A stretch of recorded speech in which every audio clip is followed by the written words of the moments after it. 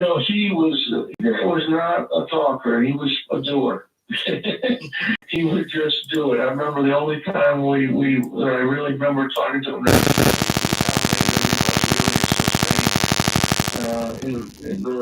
I think it was in the London Olympics, and guard from Spain was giving us a hard time, hit 18 or 20 in the first half, and I said, we got to do something with him. He said, Coach, I got him. I get him. And I think the guy started to score 2 points in the second half. He was that kind of player. He a bit of a loner off the court, did what went his way, but on the basketball court, he came to play. He played every play and wanted to win games. He wanted to win games. That's what he wanted to do. And really, it was a unique experience working with Kobe Bryant. And I was fortunate to work with a lot of great players in those 3 different Olympic games, but Kobe always stood out for his work ethic and his determination to win the game and to make the plays ahead to win the game. He was the guy that we would look for to win the game when you had to. Jim Boeheim, kind enough to give us a couple of minutes here on ESPN Radio. And Jim, you said you talked to your team after practice today.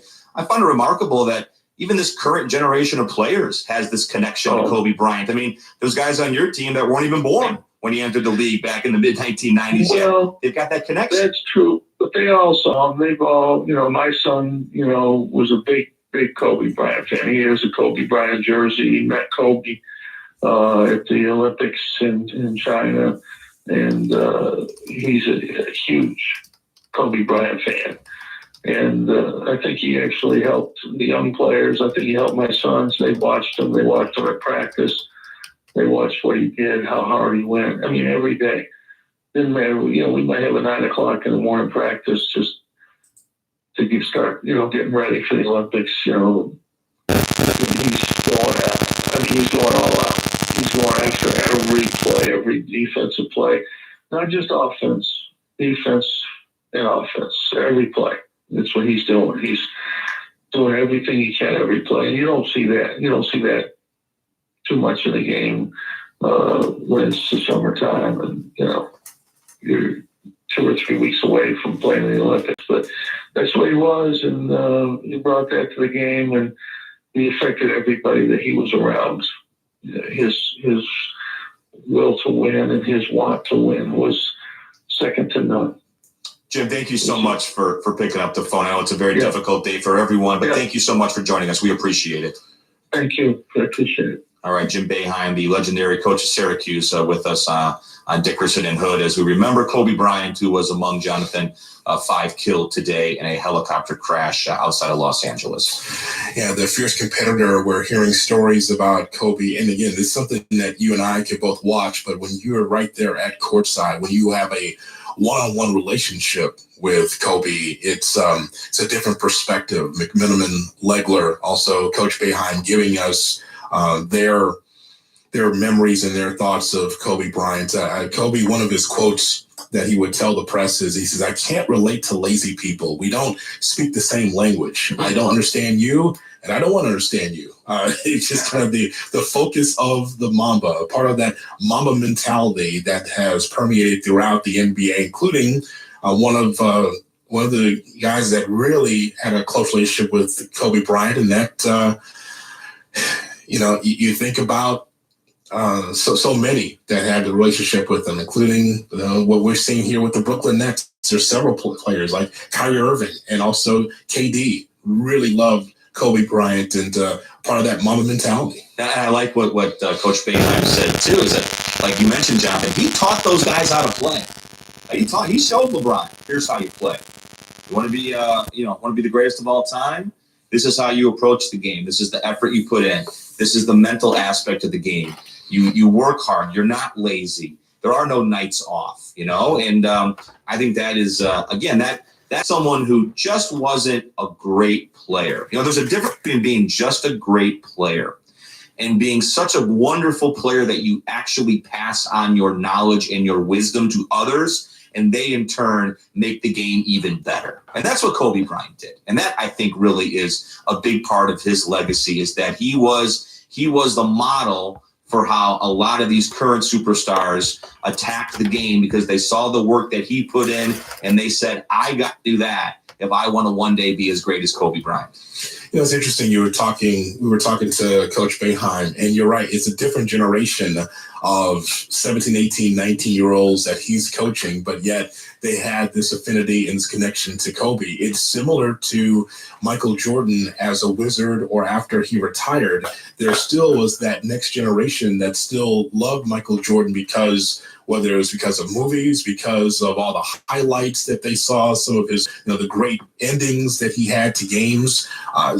No matter how old you are, you still have a connection to greatness, right? Look at your son going on YouTube, going through some of the great highlights of things that you and I grew up watching in the 90s, early 2000s, and it still has a connection. It still resonates with even a younger generation. So even though some of Boeheim's players probably didn't see Kobe like in his prime, they saw him toward the end, but boy, like his great matchups and those great games he had with Shaquille O'Neal, especially and also early in his career when he was 19, 20, 21, still some of those kids say, hey, you know what? Kobe was the man, even if I didn't see him early in his prime. I mean, you bring that up and just, everyone remembers when they heard the news today, what they were doing. And I happened to be at my son's basketball game.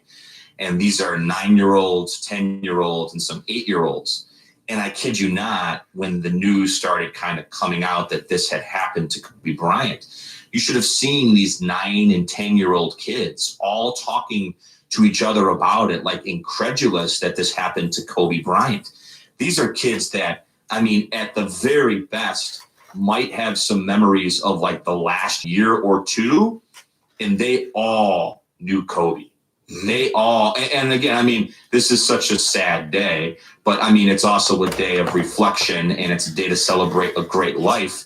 I mean, you know how long my son, we play basketball in the basement. He still yells Kobe when he shoots the ball. I mean, he does the Kobe. I mean, he's 9.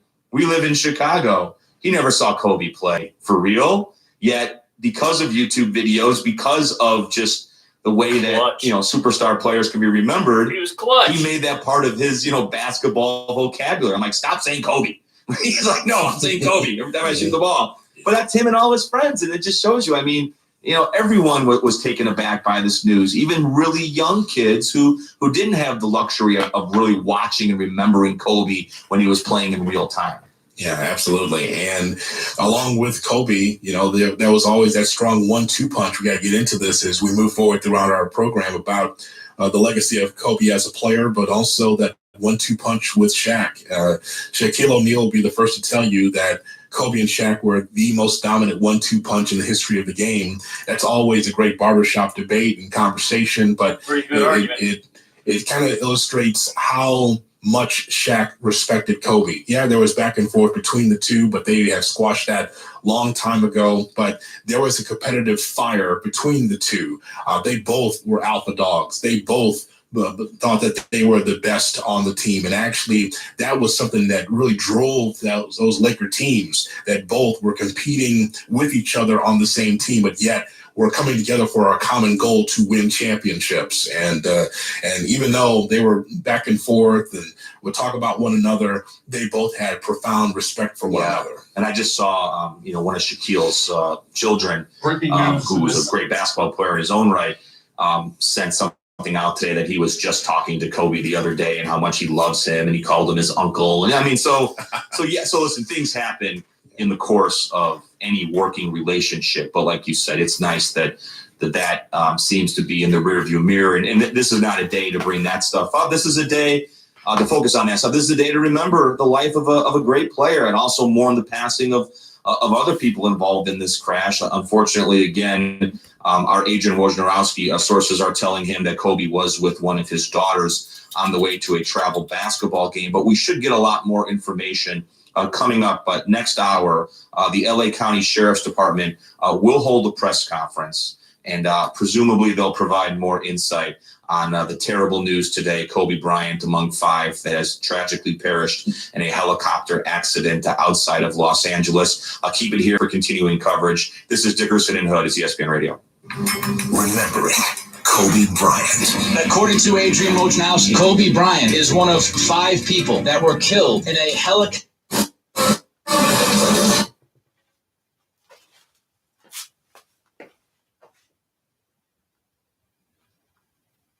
Come on, man. Damn. Sorry, just trying to get this thing working here. Breaking news on this Sunday afternoon, 5-time NBA champion, former league MVP Kobe Bryant died earlier this afternoon in Los Angeles in a helicopter crash. News reports are just coming in among multiple victims. Kobe Bryant on that helicopter. We're going to have Ramona Shelburne join us now from Los Angeles. She is on her way to the scene right now. Ramona, how did you first learn this information and how are you absorbing it right now? Oh my God. I mean, I was outside playing with my son and I just saw an alert and everyone I called, you get quick voicemails and people close to him are in absolute shock right now. And it's, I can't even process it. I live 10 minutes away from the scene, guys, and I can't even remember how to drive there. It's shocking that Kobe Bryant is gone. Ramona, he was a father, a husband, an NBA legend, an Academy Award winner, an icon. He did it all in his 41 years. He became an Angelino, even though he wasn't born and raised there. 20 years with the Lakers will make you that. You grew up in the area. In any way, shape, or form here, can you help explain what Kobe meant, not just to the Lakers, but to the entire Southern California community? Oh, man. I mean, when Kobe was about to retire, I covered him his whole career here in Los Angeles. And everybody was writing retirement stories, right? Everybody was writing, what he meant, putting his career in perspective. And because, he was drafted here as a teenager, right? I mean, I was in high school when he took Brandy to the prom. Okay, so we watched this kid grow up. And this man, he had his ups and downs. He had his skin. He had his glories. You saw him go from boy to man to old man, right? And I remember saying to him, like, we gotta do a story at the end here. We gotta put this all into perspective. And he really wasn't interested at first because he said, everything has been written about me that could be written. I mean, everybody said everything negative, everything positive. What is there left to say? And I said, okay, so what is there left to say? And he said, the only thing I'm interested in is leaving a legacy of telling people how I did it, the parts of me that had to rise to the occasion, how I climbed to this level, how I became the man I am. And when people talk about like the Mamba mentality, that's not just about Kobe. Like people in China know what that is. People in Japan know what that is. People in Africa know what that is.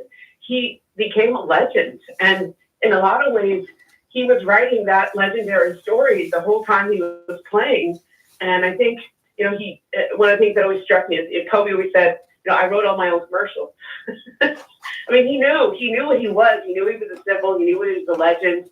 He knew what he had to leave to the next generation. And we sat together to do one final story, and it was like a 4-hour interview, guys. And I pushed him on everything to the point where it was uncomfortable, right? And I kept thinking maybe he would get up from this interview, but he liked it. It was almost like we were playing one-on-one because I think somebody who's lived a life like Kobe, they've thought about all of this, man. He was so self-aware. He was so aware of his own legendary status.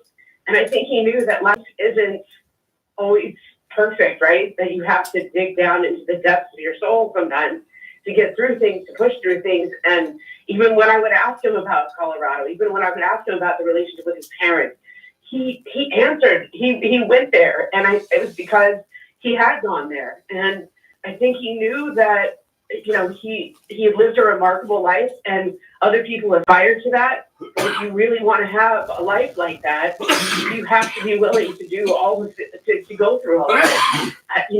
I can't process the idea that he's gone right now. I really can't. I mean, this guy, he seemed like a legend, right? But in a way, man, like it's a remarkable life that he led, right? I mean, he's 41, 42 at this point. Like, I can't imagine Los Angeles without him.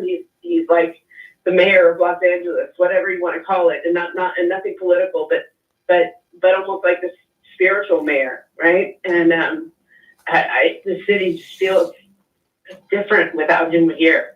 Ramona, that's a good point. You touched on so many aspects of Kobe's life. Of course, you had the situation at Eagle, Colorado, didn't have the best relationship with his family, parents, on again, off again. But in so many ways, he represented Los Angeles in terms of an identity. Yeah, he was Hollywood, but he was also hardworking too. So he could kick it in Beverly Hills, but he could be down in Downey with the fellas as well. The loss that this city will feel with Kobe passing away on this afternoon, how would you sum that up? I mean, honestly, I think the city's in shock right now. Everyone I've talked to is sending texts saying, like, please tell me this isn't true. Like, nobody can believe this. How could this just happen? And, I think he was on his way to the Mamba Academy in Thousand Oaks. I mean, talk about a guy who's focused, this is what his legend was. Like, he was going to train a new generation of kids, teach them how to be like him. He flies a helicopter because he always flew in a helicopter, guys. Like, he lived in Orange County, and instead of saying, I'm going to fly and be in traffic every day going to Staples Center, he took a helicopter. That was part of Kobe, It was just like he did other legendary things as he was living. And, when I remember one of my favorite Kobe stories is he wanted to do something romantic for his wife, and he wanted to prove to her how much he loved her. They were in obviously a really tough time. It was after everything that happened in Colorado, and then he wanted to keep her and stay together. And so he decided he wanted to teach her. He wanted to teach himself how to play piano and play her a song. And I was like, why don't you just get someone to teach you to play piano? And he said, no, it meant more if I taught myself. So he put on Moonlight Sonata and just taught himself how to play that by ear. I can't play it for his wife. Who does that? People like Kobe. Thanks for watching ESPN on YouTube. For sports highlights and analysis, be sure to download the ESPN app. And for live streaming sports and premium content, subscribe to ESPN. Oh, such a tragic day for so many reasons. It's Dickerson and Hood with you on ESPN Radio, our continuing coverage of the horrible news coming out of Los Angeles area today. Kobe Bryant was killed, among 5 killed in a helicopter crash in Calabasas. Adrian Wojnarowski is also reporting via his sources that Kobe was with his daughter Gianna on the way to a travel basketball game. There was also another parent, another player aboard the helicopter. And Jonathan, we should get more clarity here coming up very soon. The LA Sheriff's Office is about to hold a press conference where I'm sure they will provide us with greater detail. Yeah, the loss of Kobe right now is very heavy, but the memories and the legacy will always be in our hearts of everything that he was able to accomplish on the basketball floor. I think that when we read through Twitter and see video tributes of Kobe Bryant, it just shows you the reach that Kobe had throughout the NBA community and outside of sports as well. There's been some tributes at some of the soccer matches internationally that I've been seeing, and it just shows you how big Kobe Bryant was as not just a superstar basketball player, but an iconic figure. The work ethic, the flawlessness that he played with offensively, and then, of course, being that fierce competitor that really resonates with so many that love watching Kobe Bryant perform. Well, the press conference has now been pushed back about 10 minutes, so 5:10 Eastern. We expect to go live to the LA Sheriff's Office press conference. But Stephen A. Smith has been part of our SportsCenter special on ESPN2. Of course, Stephen A. Is the host of First Take on ESPN, and he said that Kobe Bryant just meant so much to so many. It's just devastating. Obviously, I found out a few minutes after the reports came out, and it's a guy I've known for his entire career, and I've known him pretty well. And we've talked a lot and throughout the years, and knowing what a winner he was, not just on the basketball court, but off of it, how inspirational he was, how motivational he was in terms of really helping to instill in other people, just the tenacity and the focus on being all that you could be, never taking any shortcuts, a willingness to put in the work, to rip yourself and shred yourself of the excuses and the things that hold you back from achieving the things that you aspire to achieve. It wasn't just about basketball with him, it was about life. And as Stephen A. mentioned too, Jonathan, Kobe was all about motivating people. anywhere he could go to inspire people to be the best that they can be. That was something that he wanted to do. He didn't want to just do it through his words, however. He wanted to continue to do it through his own work to show that basketball was just one element of what he was all about. This guy was highly, highly intellectual. He was a brilliant mind, and he was not shy about letting you know that he was brilliant because he never believed he was. He was on a mission to constantly elevate himself intellectually. That's just the temperament that he had. Dickerson and Hood, it's ESPN Radio and the ESPN app. Jerry Colangelo, nice enough to give us a couple of minutes here. Former Team USA president, knew Kobe Bryant very well. He's with us now on ESPN Radio. Jerry, thank you for giving us some time on just such a sad and tragic day. What was how do you even put into words what your emotions were when you found out about what happened today with Kobe? Well, basically stunned and devastated. Because of the relationship, because immediately I had a lot of flashbacks regarding our relationship. It was really very, very sad. That's all I could say. And it's a tragic loss in so many ways. His family, of course, losing a daughter, and leaving behind who he's leaving behind, his wife and other daughter. And he was such an important guy in the big picture of life. And, all the plaudits we're going to be hearing about him, they're all true.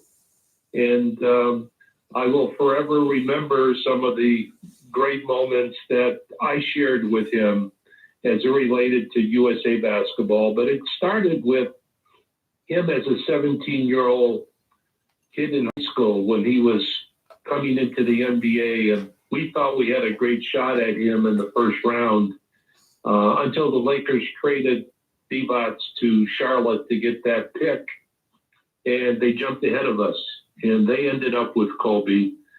We took Steve Nash instead as a result, and then the morning or 2 days after he scored 81 in a game, if you recall, he was in Phoenix, and we had a meeting in my office at the Suns office back then. And I thought I'd put him on a little bit. And I said, Kobe, if you want to play with us, I want your role to be that as a distributor, not a scorer. And he kind of looked at me and he said, I'll do whatever you want me to do. I just want to be part of it. And of course, was he part of it? Without him, I'm not sure we would have won the gold medal in Beijing in 08. He was the leader. He came through in the clutch in the fourth quarter when we really needed him. Jerry, that we've heard from so many across the country, those that are young, those that are older, that saw Kobe Bryant play and had an interaction with Kobe Bryant. How would you describe his legacy to the game of basketball? Well, he has a tremendous legacy, as chairman of the Hall of Fame, and getting ready for a meeting in Dallas next week where our committee will be sorting through the candidates. And of course, there's three names that just pop up real quick who are eligible, and that's Garnett and Duncan and Kobe. And their three profiles are off the charts. In terms of accomplishments and records and all-star appearances and MVPs and championships and first teams and second teams, all league. One of the great all-time players of all time. There's no doubt about that. And who cares if it's top 3 or top 10? It doesn't matter. You're talking about the greatest of all time. And that's who Kobe was as a player. But I think his impact on so many people in life because of him being who he is, mm-hmm. and where his future was in terms of the business world and the dreams he had of doing so many things in the future. It's so tragic to lose a 41-year-old guy, but I think about the 13-year-old daughter too. Absolutely, and the other people involved. It's all just horrific. Jerry, thank you very much on a difficult day. We appreciate you sharing some thoughts with us. Thank you so much. Thank you. Bye-bye. Jerry Colangelo, the former Team USA president, former Suns owner, also in charge of the Hall of Fame. So obviously someone, Jonathan, that knew Kobe Bryant extremely well. There are games going on now in the NBA, and one of the things I was just looking at is on my screen is that the Raptors and Spurs are playing. And I believe it was the Spurs that had the basketball. They let the shot clock run out to 24. Of course, 24, one of the numbers of Kobe Bryant, as a salute and paying respect to Kobe. They brought the ball across the timeline and let the time run out. 24-second shot clock, again, 24 being the number for Kobe Bryant. So that was in the fans in San Antonio, they were all applauding because they understood it was a trying to pay respects to Kobe Bryant. So that was interesting to see just moments ago. Absolutely, and we'll be paying respects to Kobe Bryant and trying to provide some more details as we go out throughout the day here on ESPN Radio. A press conference should be taking place very shortly in Los Angeles with the LA County Sheriff's Department. They will probably provide more insight as to what exactly happened today that caused Kobe Bryant and his daughter Gianna and 3 others to be killed. This is a tweet from Ohm Youngman-Suk, one of our ESPN NBA reporters. He tweets, "I'm told the Lakers found out about the tragic Kobe news while on their team flight today from Philadelphia. They stayed overnight because the game was so late. The entire team is in shock. Obviously, the team is shook. Rob Pelinka was incredibly close to Kobe as his longtime friend and agent. And I'm sure there are so many people in the Lakers organization that worked with Kobe day to day, that knew him, that were around him for all those great 20 years and all the good years in retirement that are also having a very difficult time digesting this news today." Yeah, you completely understand that because Kobe was still around the organization with his family, still going to the Staples Center to watch the Lakers. And I think that you make a salient point when you talk about what players, especially great players, do after they retire. Exactly what do? Do you have a 9-to-5? Do you play golf? Do you step away from the game? Are you coaching? Well, Kobe Bryant continued to be around the game, working with ESPN on the details videos that he would do during the playoffs. So he kept his tentacles doing that. He also was always around his kids and coaching his kids and teaching them basketball as well. So he was not dormant. He was still around the game. And of course, last night tells a great story about the Lakers and the Sixers. When we got off the air yesterday, that was the game. And the reason why that was a good game to watch is because more than likely LeBron James is going to eclipse Kobe Bryant as far as all-time scoring. It did happen. And for LeBron to do that in Philadelphia, a city where Kobe is from, yep, that's just complete symmetry seeing that happen. There was a lot of symbolism there. That was really cool, like the thing coming full circle. And a lot of great players. It's hard to walk away, Jonathan, because there's just nothing like the rush of being in the arena, right? There's nothing like playing in front of 20,000 people every night and breaking people's hearts if you're on the road and you're burying a big shot to win a game. But again, not knowing Kobe Bryant anything personally, it seemed like there was a lot of fulfillment within his life after basketball, and very involved with his children, 4 children. And again, Adrian Wojnarowski's sources have unfortunately told him that Kobe's daughter Gianna was among those. We're waiting on the sheriff's report right now. The sheriff of Calabasas County is about to talk. Basketball game with another parent, another player. And again, we should be getting more information coming up here when the LA Sheriff's office has their press conference. But Gary Payton, former Lakers teammate and NBA legend, was on our SportsCenter special on ESPN2, and he said that Kobe was just like a little brother to him. He opened up to me a lot, and talked, and we got to be close and find our ways and minds. That was really about. That's why he became like a little brother to me, and after that, he became real close with my kids and stuff like that, and it was just so amazing to see what kind of guy he was. Just because everybody was saying about him and things like that, I had to find out by myself what was really going on, and I found out what was really in his heart. Not just being a competitor, just being a guy that just wanted to be accepted and let everybody understand what kind of person he really was. And we've heard a lot of stories talking to people about Kobe afternoon, Jonathan, about that competitive fire. And this was Gary Payton's story about what it was like to compete against Kobe. I posted him up one time, and I prayed away, and I said, "Young buck, you have to learn this one." And he was like, "Yeah, I'm gonna learn it. I'm gonna learn it because you did it. That was great. I'm gonna get it and put it on other people." And for me to come against him every year, and compete before I got with him, it was just a pleasure because he was always the one that wanted to compete. I looked forward to competing against him because I knew he was gonna come out and have that competitiveness all the time. And then when I got to play with him, I got to meet the Kobe Bryant, just the Kobe Bryant, and that was good. When you drop the young buck on a guy, yeah, he's going to listen. He's going to take that to heart, and that's what Kobe did. Well, we talk about the competitive fire that Kobe had. One of his quotes was, "Winning takes precedence over all. There's no gray area. There's no almosts."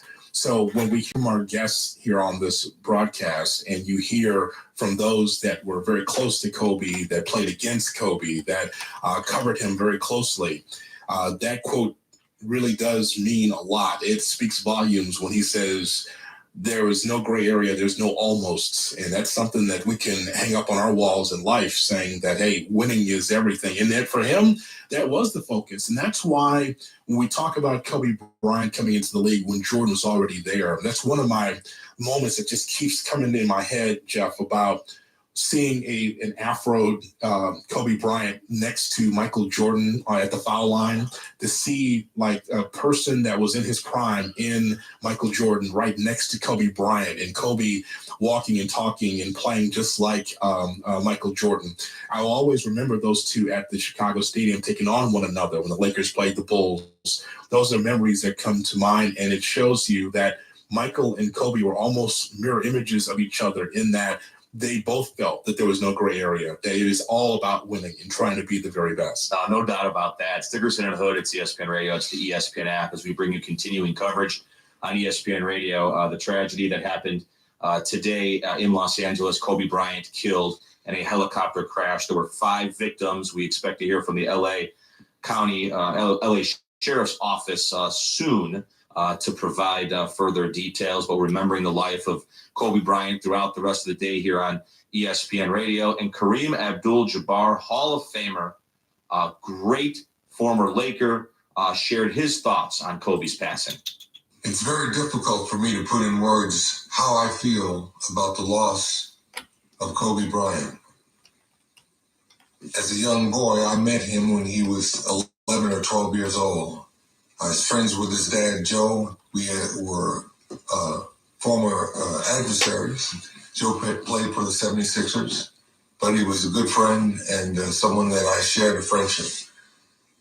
And it's hard for me to understand now how this is affecting Joe and his wife. So to Kobe's family, I want to send my most sincere and heartfelt regrets and prayers, and my thoughts are with you guys. Kobe was an incredible family man. He loved his wife and daughters. He was an incredible athlete and a leader in a lot of ways. He inspired a whole generation of young athletes. He was one of the first ones to leave high school and come to the NBA and do so well, dominating the game and becoming one of the best scorers that the Los Angeles Lakers has ever seen. I had the privilege of being there when he scored his 81-point game, and it was something that I will always remember as one of the highlights of the things that I have learned and observed in sports. Kobe, my thoughts are with you. Absolutely. Rest in peace, young man. This loss it's just hard to comprehend. Go with God.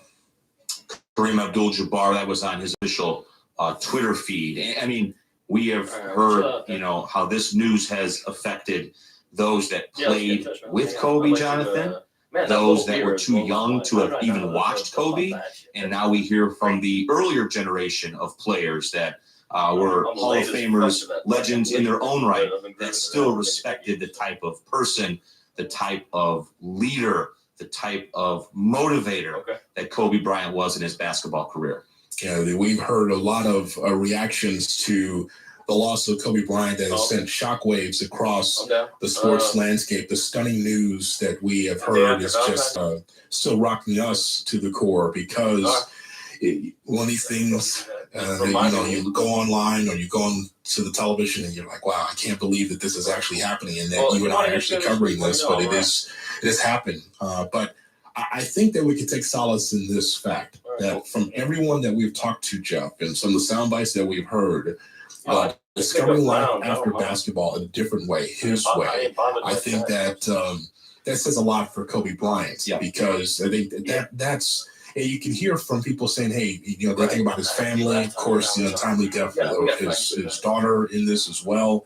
But everyone that we've talked to talked about his family. And so that says a lot for Kobe, that after basketball, the conduit, the connection he has with his family meant a lot to him for his kids to be able to grow up and have their dad around. So that it says a lot for Kobe, basketball and non-basketball. And everyone we've also spoken to has made it a point to tell us that Kobe Bryant left something for others, that he left, whether it was the idea of having a great work ethic, whether it was a personal relationship, whether it was showing you how to do things the right way, how to live that fulfilled life after basketball. And I mean, I think if, that's, I guess, the greatest gift you can give other people around you, your family and your friends, Jonathan, is that when it is your time, that you leave something tangible that others can remember and hold on to. And quite frankly, you can make other people better. Isn't that the whole point of life, is to try to, do things to leave your legacy of making others' lives better around you. It seems like that's what Kobe Bryant has done. Absolutely. So he said Rick Absolutely, that is the case. I don't know if I've told you this story before. That's why I'm waiting for the sheriff. The sheriff is about to. The sheriff. And one of them was just 1-1. The other one was a talk show I was doing with Sean Salisbury. And we talked to Kobe because Kobe was doing a lot of radio toward the middle of his career. And there was a time where Kobe said to Salisbury and I that he was interested in playing in Chicago. Interesting. Brought his family to Chicago, checking out schools, checking out homes, because he wasn't sure if he's going to be a Laker for life. And obviously that relationship got much better. And I'm actually happy for Kobe that he made that decision, because one of the quotes that I remember him saying is, I like playing for the purple and gold. This is where I want to finish up. He wasn't sure because of the Buzz family, what was going on with the Lakers. Would he stay a Laker for life? And he ended up being with Los Angeles. But there was a time that Kobe was thinking about going to play someplace else, but his heart and his soul was tied into Los Angeles and being a Laker, and that's where he stayed. Chanel Gubake is one of our ESPN NBA analysts, basketball analysts. She joins us now on Dickerson and Hood. It's ESPN Radio and the ESPN app. Sinead, thank you for giving us a couple of minutes here. I mean, when you hear the news, it doesn't sound real, first of all. It really when it kind of settles in and you realize that Kobe Bryant is no longer with us. I mean, what kind of impact did he have on you as you were growing up and pursuing a career of professional basketball? This is just shocking. Like, I still can't process what's happening, but basically Kobe was and is our greatest, this young generation's greatest. I know we talk LeBron, but Kobe is the one whose career is that.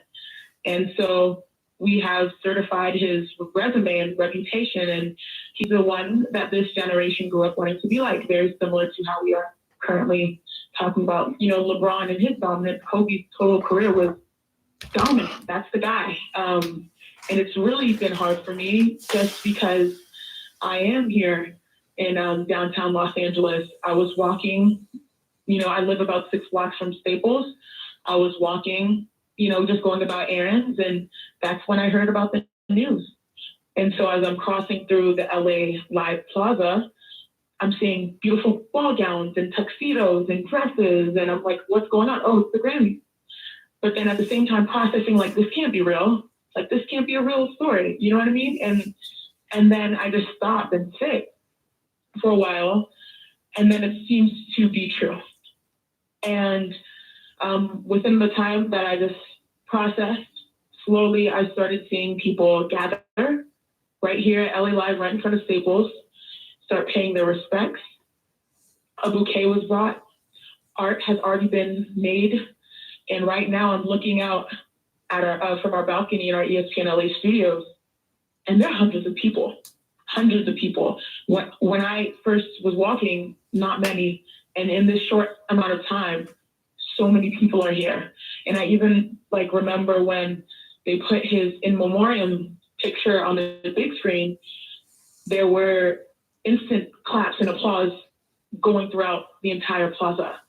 And it was not just people that were obviously now in purple and gold, but it was people in these ball gowns, people that just loved Kobe and knew Kobe, because the way he played the game was just art. So anyone can relate to that. And just to see right now, just looking out at hundreds of people gathering, because when you do go through something, your tendency is to want to be together.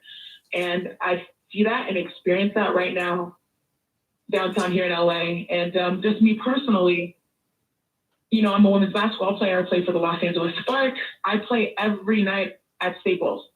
And it has been so much fun. And it's such a great venue. But there's nothing, there's no greater applause than when Kobe and Gigi would walk in. It's not even like the mayor. He owns this world, this basketball world of Los Angeles. And so we'd be playing, and we didn't even have to, look. We knew, oh, Kobe must be here. And he supported us.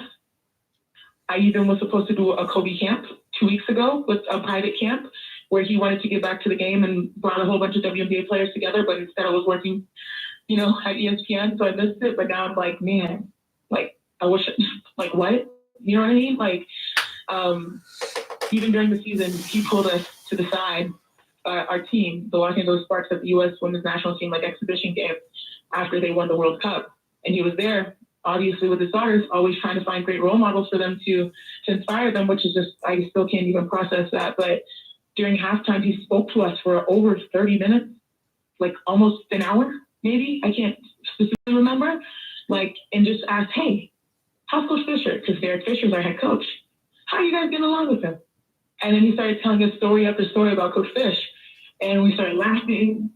And honestly, that's the first time our team was like, oh, okay, I'm sorry to get you, Fish. You know what I mean? Because that's his first experience coaching women's basketball. So, I think Kobe helped bring us all together and understand him. And obviously we made it to the playoffs, but still, Kobe was one of a kind.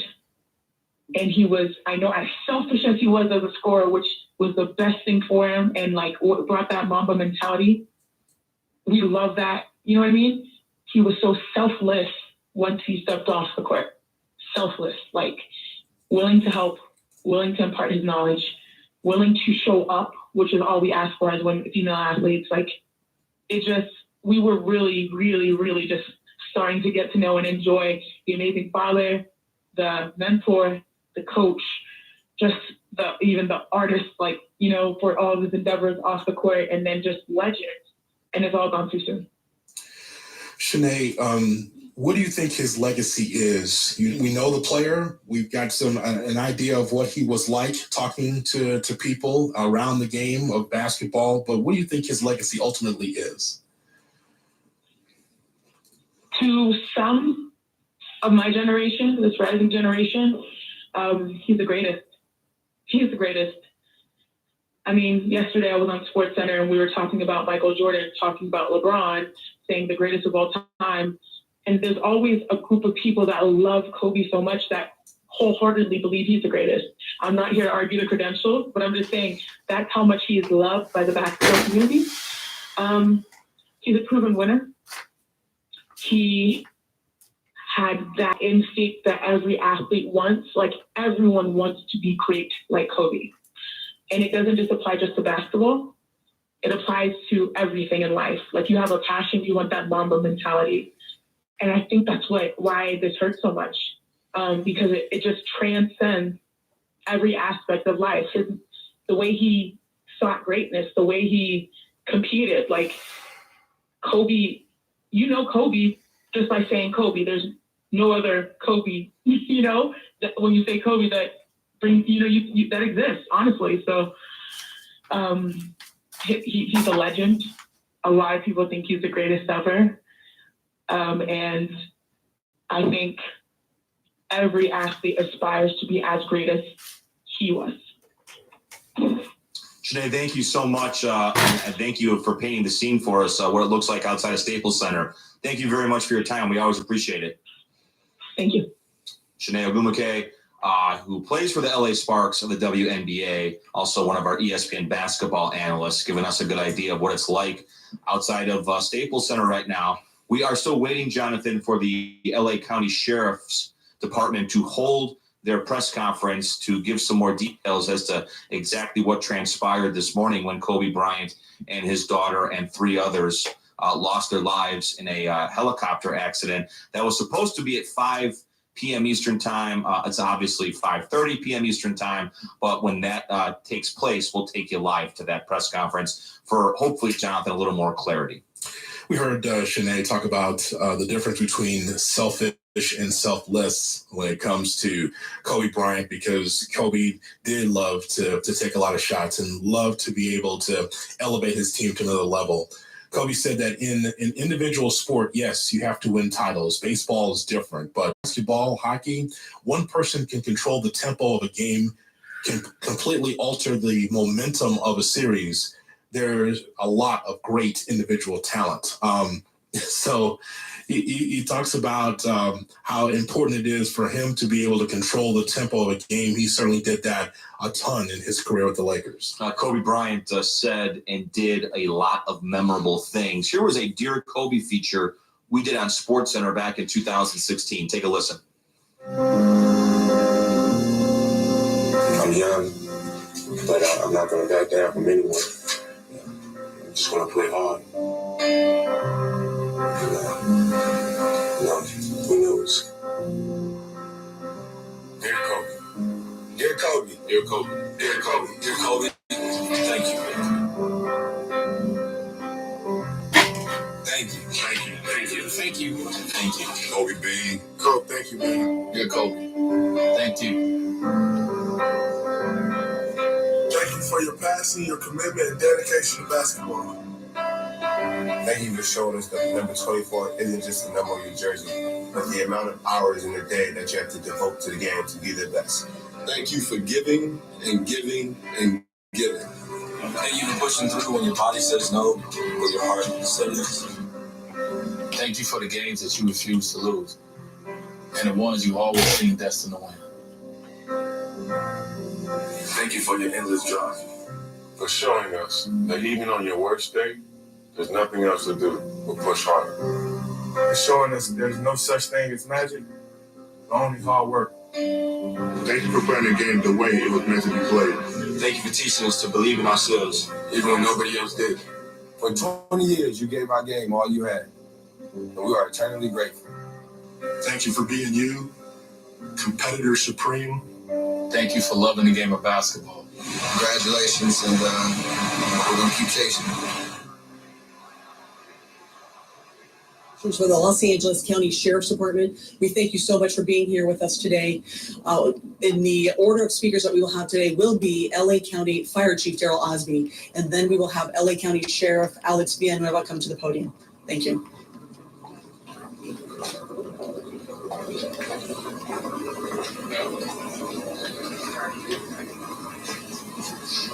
Let's go live with Chief Daryl Osby at the County Fire Department. Good afternoon. My name is Daryl Osby, and I'm the Fire Chief of the Los Angeles County Fire Department. I want to thank you for coming here to today's briefing of the Willow incident. Today, shortly before 10 o'clock at 9:47 a.m., the Los Angeles County Fire Department received a 911 call of a potential helicopter down in a brush fire at the intersection of Los Virgenes Road and Willow Glen Street in the city of Calabasas in unincorporated Los Angeles County. Upon arrival, our firefighters discovered approximately a quarter-acre brush fire that resulted from a crash on the hillside. The Los Angeles County Fire Department initial response was 15 pieces of apparatus and 56 personnel that consisted of paramedics, engine company, heavy rescue, truck company, hand crews, and aircraft, and a chief officer to oversee the incident. Upon arrival, during the incident, and upon arrival of the Sheriff's Department, our two respective departments entered into unified command to handle this incident. Our firefighters on scene indicated that there was a debris field in steep terrain with a quarter-acre brush fire that was occurring at the time. Our firefighters hiked in to the accident site with their medical equipment and hose lines to extinguish the stubborn fire, as it included the brush fire, debris from the helicopter, and the fire also included magnesium, which is very hard for our firefighters to extinguish because magnesium reacts with oxygen and water. In addition to our firefighters hiking into the incident, we had one helicopter flying to the incident with firefighter paramedics on board. Those paramedics were hoisted down to the incident early into the incident. They did a search of the area for survivors. Unfortunately, all the survivors on board were determined to have been perished.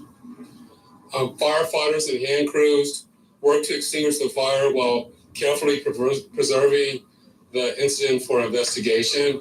Currently, this investigation is still ongoing. I would like to turn this over to my sheriff to continue the press briefing.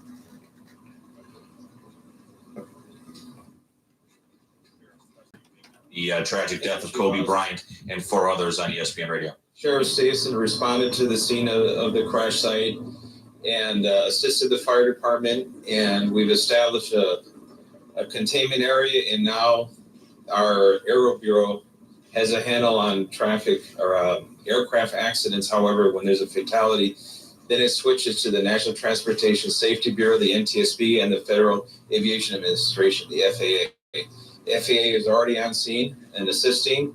We're waiting the arrival of the coroner's office to assist in the recovery of the remains.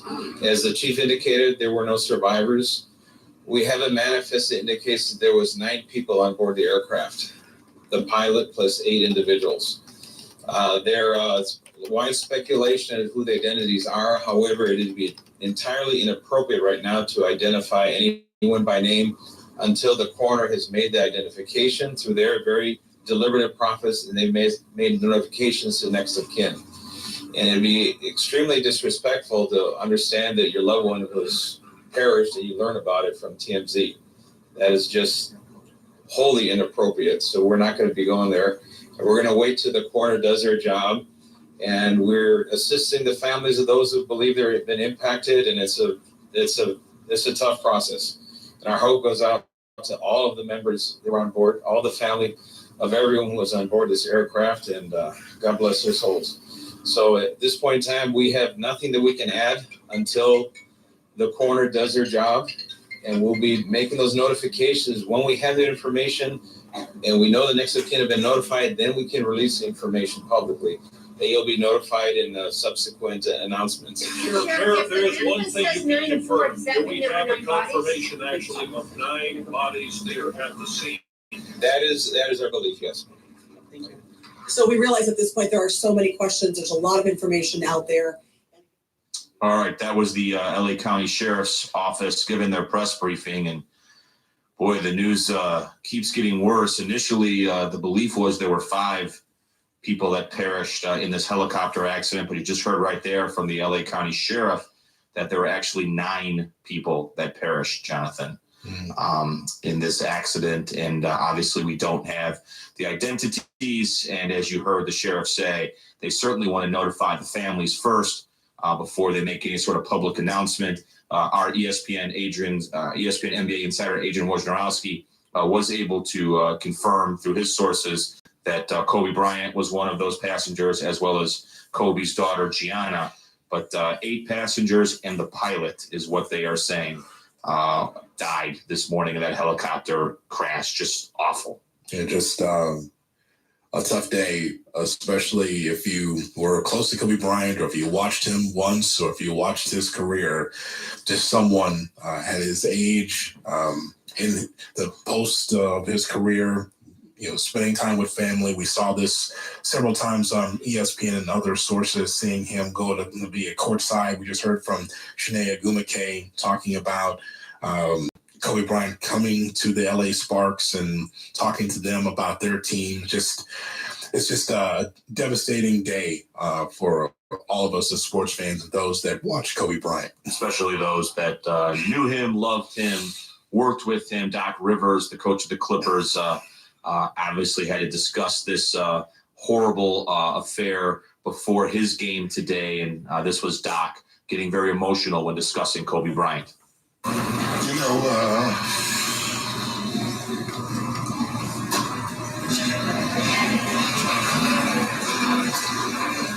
I just don't have a lot to say. The news is just devastating to everybody who know him a long time. And,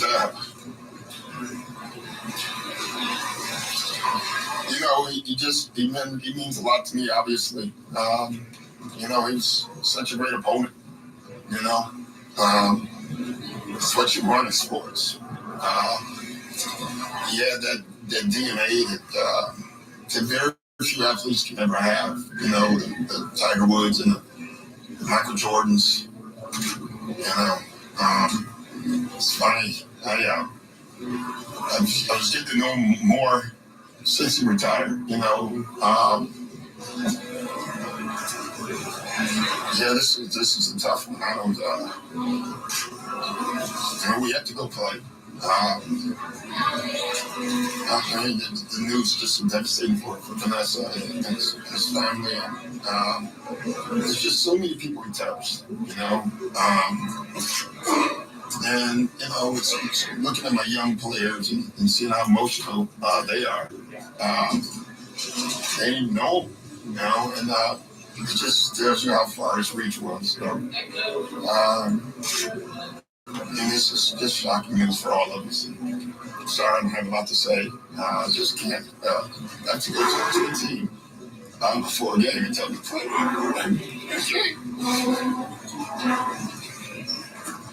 So Doc Rivers, Jonathan, incredibly emotional discussing the passing of Kobe Bryant, as I think everyone in the entire basketball community is struggling right now to figure out how to handle all this information coming at them.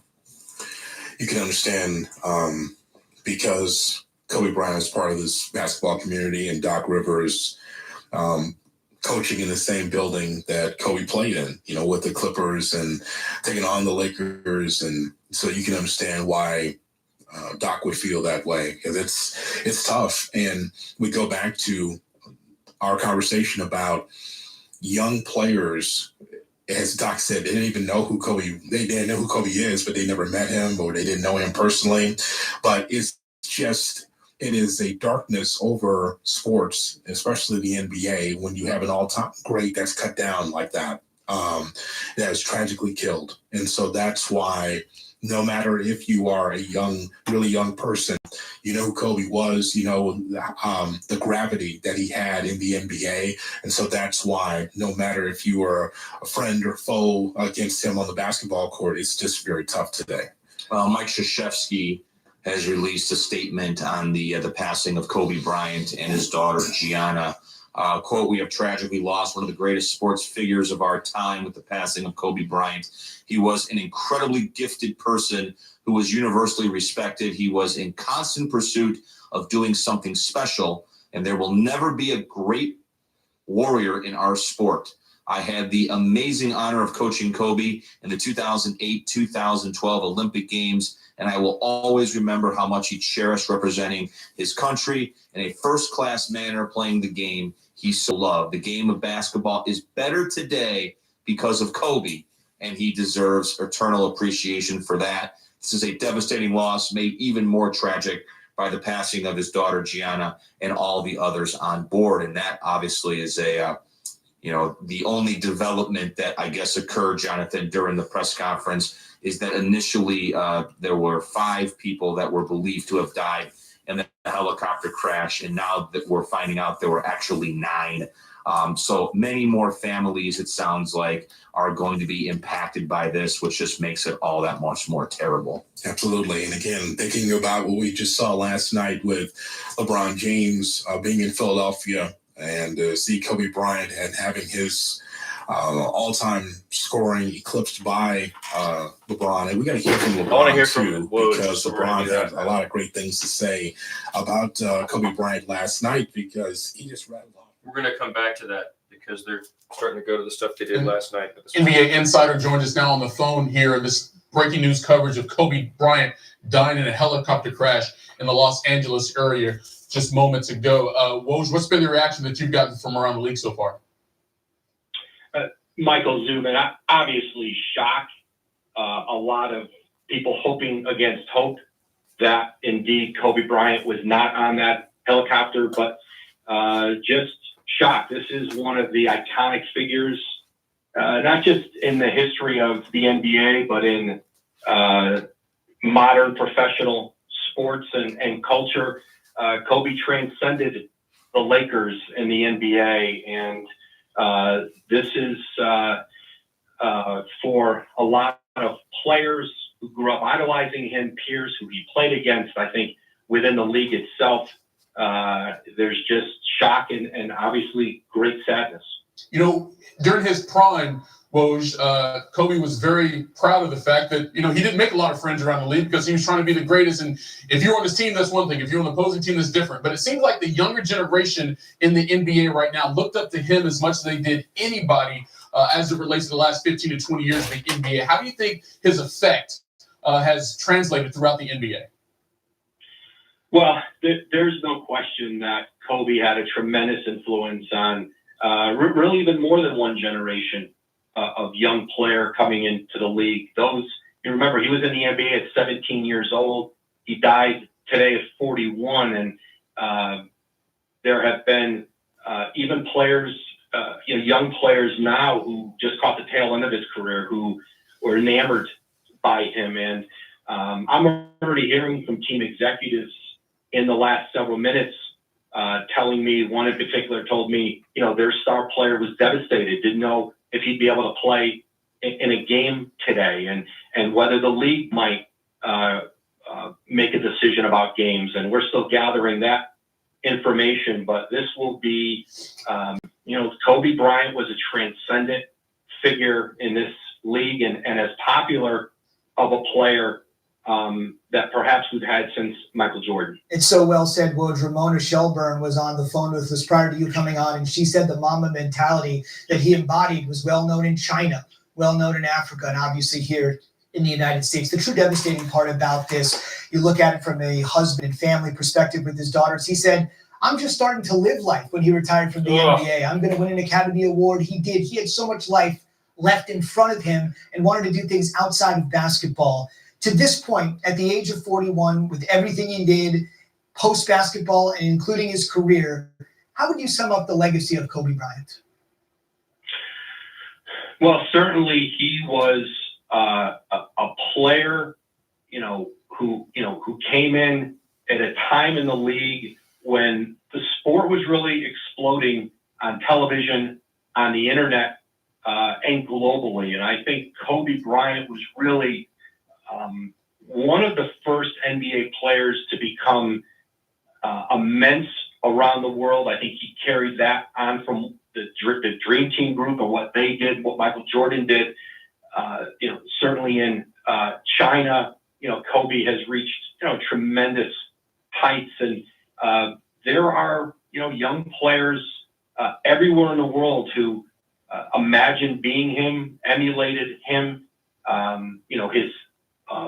his ability to sell sneakers, to market products. And then he started to transcend basketball, as you said, Zubin, in his post-playing career, and was moving on into the media. He had a great passion for the written word, and I think most of all, a great passion for his daughters, for his family. You saw him courtside at a lot of games with his daughters, taking them to games, and then coaching their teams.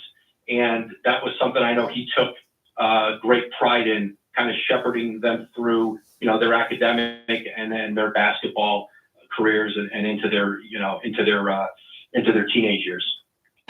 Thanks for watching ESPN on YouTube. Oh my God, that's sports Stephen A. highlights quote. and analysis. It's too Be loud. sure to It's too download. loud. You guys shouldn't. They go straight to that screaming Stephen A. That was Adrian Wojnarowski earlier today when it happened.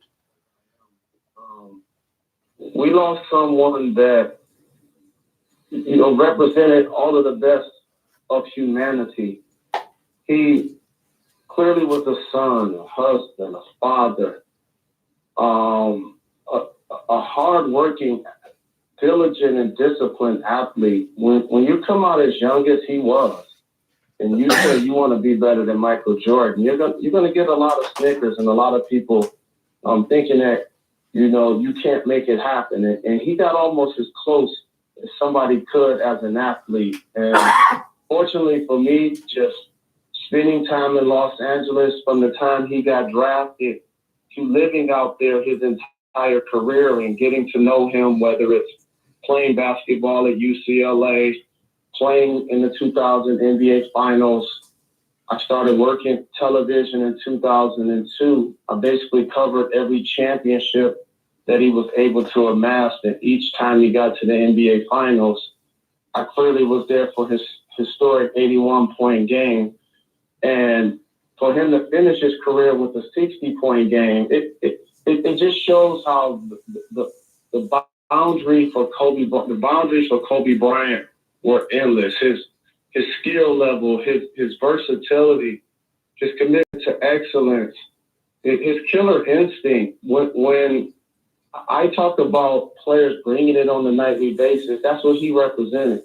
When I talked about players being great and not necessarily blaming the organization or their teammates for them winning or not winning at all, Kobe Bryant stood out through the tough days and the successful days. And just speaking at his basketball camp and, doing multiple appearances with him, it's just shocking to me. And I just can't believe he and his daughter and the other alleged total of 9 individuals on a helicopter are just gone tragically. It's really sad. Jalen, what was it like to know Kobe one-on-one? We saw him as a basketball player, but what was the Kobe Bryant, the person, like for you? I always felt he did a great job, and he was one of the last NBA superstars pre-social media. I think LeBron was kind of like an athlete that social media dominated the heights of his career.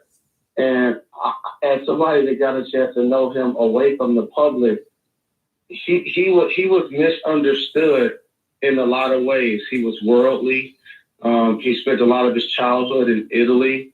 He spoke multiple languages fluently. And he wanted to do so many things and give back in so many different ways. He's an Academy Award winner as a retired player. That's something that people that have been in that industry forever and that have not been able to amass. And the time being retired and embracing social media and seeing him with his wife and his kids and Mamba out on the final day and hugging his daughter on the front row, enjoying WNBA, NBA basketball games. I was just in Philadelphia last night when LeBron James passed Kobe Bryant, of all people, on the scoring list. And to just wake up and hear this news today, I was really blindsided and devastated by it. Yeah, absolutely. Jalen, thank you so much. A difficult day for everyone. We appreciate your thoughts and your perspective. Thank you so much. Thank you very much. That's Jalen Rose with us on Dickerson and Hood as we continue our coverage next hour of Kobe Bryant passing away at the age of 41, killed in a helicopter crash. Also with his daughter, Gianna. 9 total victims, Jonathan. It just keeps getting worse and worse. And we'll see if we have more detail and more clarity coming up next hour, but certainly a day to remember one of the greatest basketball players of all time. Absolutely. As you mentioned, the families as well that were devastated by this helicopter tragic accident. We will continue our coverage on the death of Kobe Bryant. That's coming up again next. It's Dickerson and Hood. This is ESPN Radio. Wow. That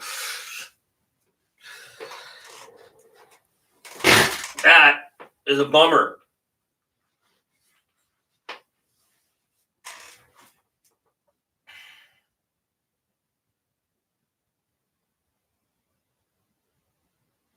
I have many, many memories of Kobe Bryant.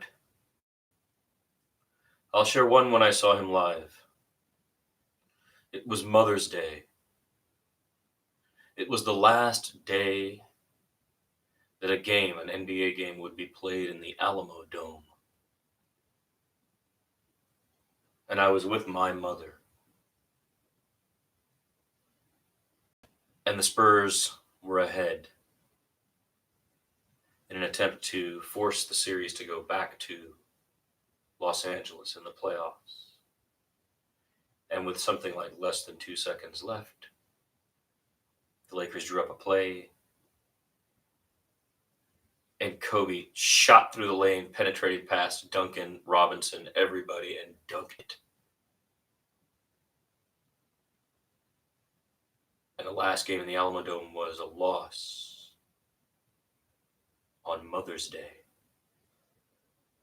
And Kobe Bryant, Mamba, struck. I took a photograph, film. I'm talking about film now, not a digital.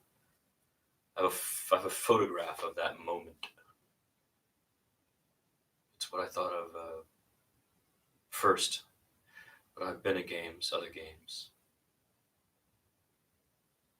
That would have been 2001, perhaps.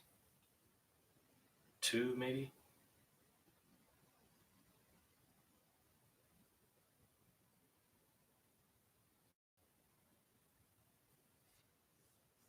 I feel so sad for their family.